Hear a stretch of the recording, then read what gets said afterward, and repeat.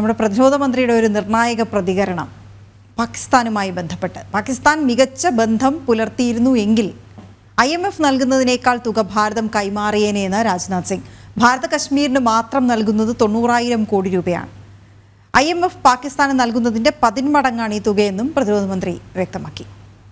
ഗൗതം അനന്തനാരായണൻ വിവരങ്ങളുമായി ചേരുന്നുണ്ട്. അതായത് ഞങ്ങൾക്കൊപ്പം നിന്നിരുന്നുവെങ്കിൽ, അതായത് ഞങ്ങളോട് ചേർന്ന് നിന്നിരുന്നുവെങ്കിൽ നിങ്ങൾക്കുണ്ടാകുമായിരുന്ന ഗുണങ്ങൾ ഇതൊക്കെയാണെന്ന് വളരെ അനായാസ ലളിതമായ വരികളിൽ പറഞ്ഞു വെക്കുകയാണ് കേന്ദ്ര ആഭ്യന്തരമന്ത്രി. അദ്ദേഹം വ്യക്തമാക്കുന്നുണ്ട് എന്തിന് നിങ്ങൾ ഞങ്ങളുടെ ശത്രുവായി നിൽക്കുന്നു. അപ്പോഴും ഒരു സ്നേഹത്തിൻ്റെ ഭാഷയാണ് അദ്ദേഹം പങ്കുവയ്ക്കുന്നത്.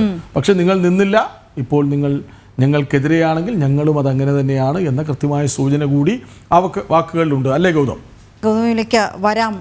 ഭാരതം പാക് ബന്ധത്തിൽ നിർണായകമായ പ്രതികരണം നടത്തുന്നു പ്രതിരോധ മന്ത്രി രാജ്നാഥ് സിംഗ്. പാകിസ്ഥാൻ മികച്ച ബന്ധം പുലർത്തിയിരുന്നുവെങ്കിൽ IMF നൽകുന്നതിനേക്കാൾ തുക ഞങ്ങൾ കൈമാറിയേനെ.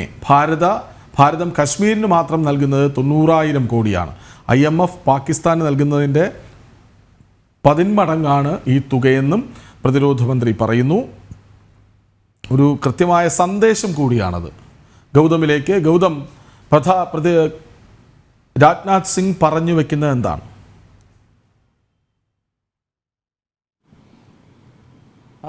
കൃഷ്ണരാജെ, ജമ്മു കശ്മീർ നിയമസഭാ തെരഞ്ഞെടുപ്പുമായി ബന്ധപ്പെട്ടുള്ള ഒരു പ്രസ്താവനയാണ് അക്ഷരാർത്ഥത്തിൽ ഈ കേന്ദ്ര പ്രതിരോധ മന്ത്രി രാജ്നാഥ് സിംഗ് കഴിഞ്ഞ ദിവസം നടത്തിയിരിക്കുന്നത്. അതായത് IMFുമായി ബന്ധപ്പെട്ട് പാകിസ്ഥാൻ ധാരാളം രൂപ കടമെടുക്കുന്നത് നമുക്കറിയാം. പാകിസ്ഥാൻ പല തരത്തിലുള്ള പ്രതിസന്ധികളെ ഇപ്പോൾ അഭിമുഖീകരിക്കുകയാണ്. ഒന്നവിടെ തൊഴിലില്ലായ്മ, വലിയ സാമ്പത്തിക പ്രതിസന്ധി, അതുപോലെ തന്നെ വൈദ്യുതി പ്രതിസന്ധി, അങ്ങനെ ജനജീവിതം സ്തംഭിക്കുന്ന രീതിയിലുള്ള വലിയ പ്രശ്നങ്ങൾ ആ രാജ്യം നേരിടുന്നുണ്ട്. അതിനാൽ സാമ്പത്തികമായി ഈ പ്രശ്നം പരിഹരിക്കുന്നതിനായി IMFിൽ നിന്നും ധാരാളം രൂപ പാകിസ്ഥാൻ കടമെടുക്കുന്ന സാഹചര്യമുണ്ട്. ഇതുമായി ബന്ധപ്പെട്ടാണ് കേന്ദ്ര പ്രതിരോധ മന്ത്രി രാജ്നാഥ് സിംഗിന്റെ പ്രതികരണം. അദ്ദേഹം പറഞ്ഞത് അയൽവക്കക്കാർ തമ്മിൽ നല്ല ബന്ധമുണ്ടായിരുന്നുവെങ്കിൽ, അതായത് നമ്മുടെ അയൽ രാജ്യമായ പാകിസ്ഥാൻ നല്ലൊരു ബന്ധമാണ് ഭാരതവുമായി കാത്തു സൂക്ഷിച്ചതെങ്കിൽ ഒരുപക്ഷെ പാകിസ്ഥാന് IMF ഇന്ന് നൽകുന്നതിനേക്കാട്ടിൽ ഇരട്ടി തുക നമ്മുടെ രാഷ്ട്രം നൽകിയേനേം എന്നതായിരുന്നു രാജ്നാഥ് സിംഗിന്റെ പ്രതികരണം. അതായത്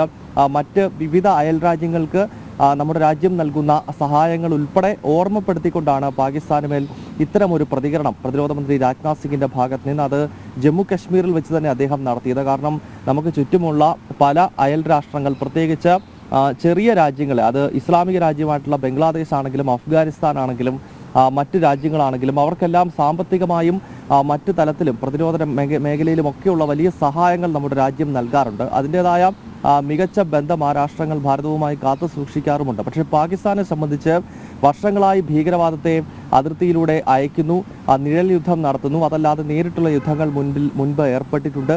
അപ്പോൾ പാകിസ്ഥാൻ തങ്ങളുടെ സ്വഭാവം മാറ്റിയിരുന്നുവെങ്കിൽ ഒരുപക്ഷെ ഇന്ന് IMFിൽ നിന്നൊക്കെ എടുക്കുന്ന കടം അതിൻ്റെ ഒരു സാഹചര്യം ഉണ്ടാകുമായിരുന്നില്ല. മറിച്ച് ഭാരതം തന്നെ കോടിക്കണക്കിന് രൂപയുടെ സാമ്പത്തികവും അല്ലാതെയുമുള്ള സഹായം പാകിസ്ഥാന് നൽകുകയും ഭാരതത്തോടൊപ്പം ചേർത്ത് നിർത്തുകയും ചെയ്തേനെ എന്ന സന്ദേശമാണ് കേന്ദ്ര പ്രതിരോധ മന്ത്രി രാജ്നാഥ് സിംഗ് നൽകിയിരിക്കുന്നത്. അദ്ദേഹം അടൽ ബിഹാരി വാജ്പേയിയുടെ ഒരു പഴയകാല പ്രസംഗം കൂടി ഓർമ്മപ്പെടുത്തിക്കൊണ്ട് മുൻപ് വാജ്പേയി പറഞ്ഞിരുന്ന ഒരു കാര്യം, നമുക്ക് സുഹൃത്തുക്കളെ വേണമെങ്കിൽ മാറ്റാൻ സാധിക്കും, പക്ഷേ അയൽവക്കക്കാരെ ഒരിക്കലും മാറ്റാൻ കഴിയില്ല എന്നൊരു അടൽ ബിഹാരി വാജ്പേയിയുടെ വളരെ പ്രസിദ്ധമായ പ്രസംഗമുണ്ട്. അതുകൂടി ഓർമ്മപ്പെടുത്തിക്കൊണ്ടാണ്. കാരണം പാകിസ്ഥാൻ എന്നത് നമ്മുടെ അയൽ രാജ്യമാണ്, അതിനെ നമുക്ക് ഒരിക്കലും മാറ്റാൻ കഴിയില്ല. പക്ഷേ പാകിസ്ഥാന്റെ ചിന്താഗതിയും ശൈലിയും മാറിയിരുന്നുവെങ്കിൽ, അതല്ലെങ്കിൽ മറ്റൊരു ദിശയിലാണ് അവർ കാര്യങ്ങളെ നോക്കിക്കണ്ടിരുന്നതെങ്കിൽ ഇപ്പോഴത്തെ ഈ പിരിമുറുക്കം ഉണ്ടാകുമായിരുന്നില്ല. നല്ലൊരു ബന്ധം ഇരു രാഷ്ട്രങ്ങൾക്കും ഇടയിൽ ഉണ്ടായേനേയും എന്നതാണ് രാജ്നാഥ് സിംഗ് നൽകുന്ന സന്ദേശം. കൃഷ്ണരാജ്. ശരി, ഗൗതം നാരായണൻ.